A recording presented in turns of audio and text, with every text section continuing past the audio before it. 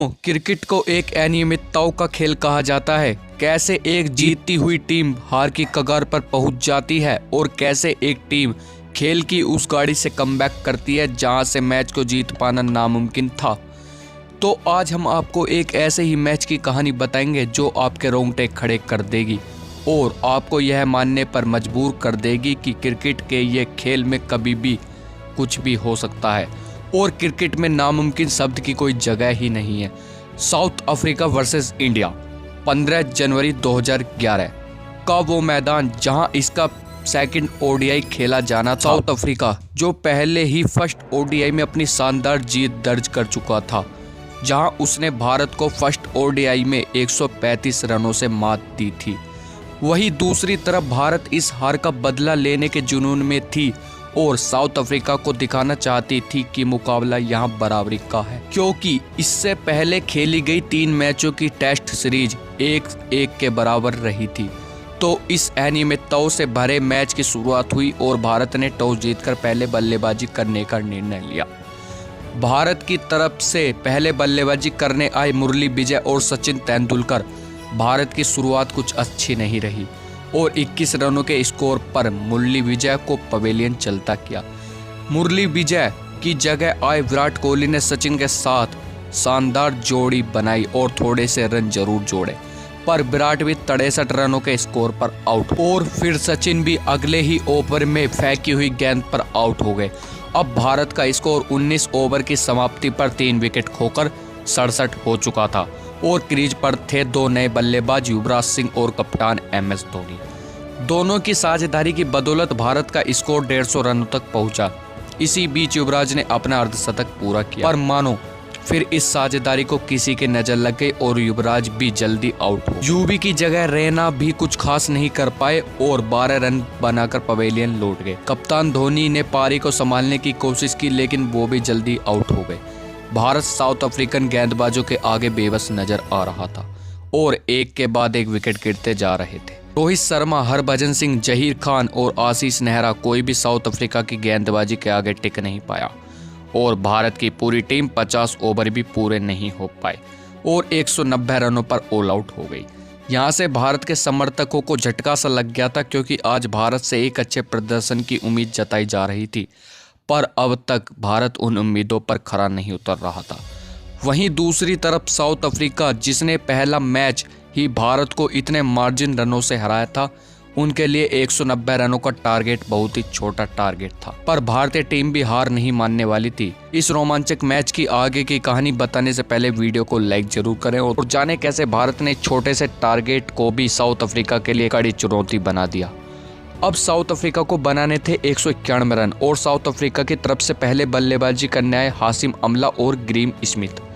हाशिम अमला, जिन्होंने पहले ही मैच में अर्धशतक बनाकर अपनी फॉर्म होने का मजबूत सबूत दे दिया था, वे इस मैच में एक आक्रामक बल्लेबाज की तरह नजर आ रहे थे। लेकिन कहते हैं ना कि इंसान को जोश में होश नहीं खोना चाहिए, और आमला के साथ भी कुछ ऐसा ही हुआ, जिसका खामियाजा हाशिम अमला को भुगतना पड़ा और मुनाफ पटेल की गेंद पर हाशिम अमला 4 रन बनाकर आउट हो गए। भारत को यहां से जीत की एक किरण नजर आने लगी, लेकिन जीत का सफर काफी लंबा था, क्योंकि साउथ अफ्रीका के बल्लेबाजों को भी क्रीज पर आना बाकी था। लेकिन फिर 66 रनों के स्कोर पर हरभजन ने भारत को दूसरी सफलता दिलाई। हरभजन ने इस कारनामे LBW आउट कर पवेलियन का रास्ता दिखाया। इसके बाद क्रीज पर आए मिस्टर 360 कहा जाने वाले AB डिविलियर्स, जिनको ग्राउंड के हर तरफ शॉट मारने के लिए जाना जाता है, पर AB डिविलियर्स इस मैच में कुछ खास नहीं कर पाए और मात्र 8 रन बनाकर नेहरा की गेंद पर आउट हो गए। अब साउथ अफ्रीका का स्कोर हो चुका था 3 विकेट खोकर 77 रन।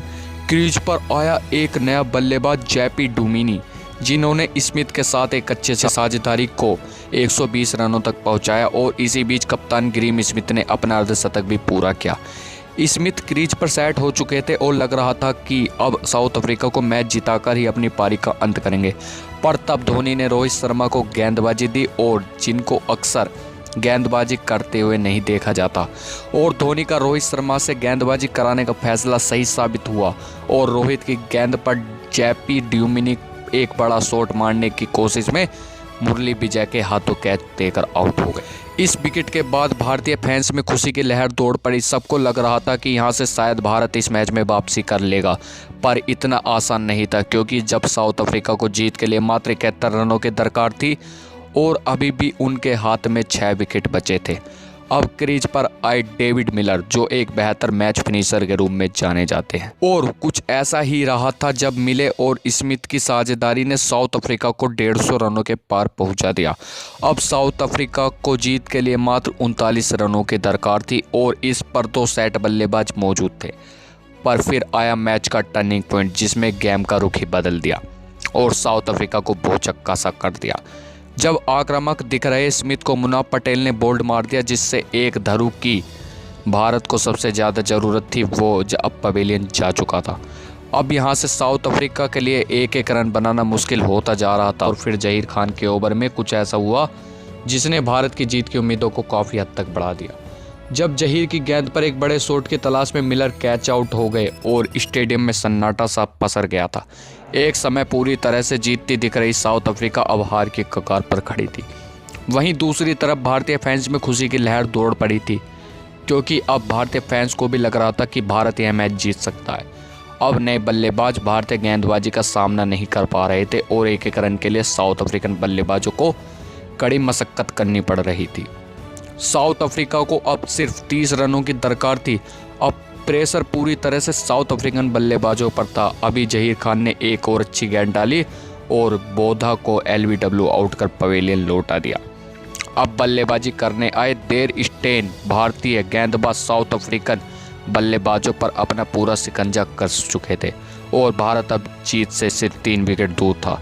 या फिर महेंद्र सिंह धोनी ने एक बार फिर से गेंद में बदलाव किया और उनका बदलाव भारत के लिए कारगर साबित हुआ। महेंद्र सिंह धोनी ने सुरेश रैना को गेंद थमाई और उन पर विश्वास जताया, परंतु उस समय साउथ अफ्रीका के 7 विकेट गिर चुके थे। अब दोस्तों सुरेश रैना ने वो कमाल कर दिखाया जो आज तक किसी ने नहीं करा।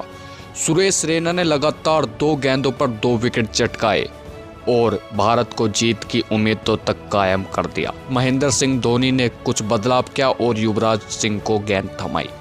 युवराज सिंह इस ओवर में अपना ज़्यादा कुछ कर नहीं पाए और जीत के लिए अब केवल 44 गेंदों में 3 रनों की ज़रूरत थी, जिसमें सुरेश रैना दोबारा गेंदबाजी करने के लिए आते हैं और जैसे ही वो बॉल साउथ अफ्रीकन बल्लेबाज को डालते हैं और साउथ अफ्रीकन बल्लेबाज जोर से चौका मारने के सोचते हैं, जिसके बाद उनका कैच सीधा युवराज सिंह के हाथों में आ जाता है और भारत इस मुकाबले को 1 रन से जीत जाता है। तो दोस्तों किस प्रकार भारत ने साउथ अफ्रीका के जबड़े से हारा हुआ मैच छीन लिया, ये तो कप्तान महेंद्र सिंह धोनी की बदौलत। तो कैसी लगी आपको ये वीडियो अच्छी लगी हो तो प्लीज़ वीडियो को लाइक करें और चैनल को सब्सक्राइब करें।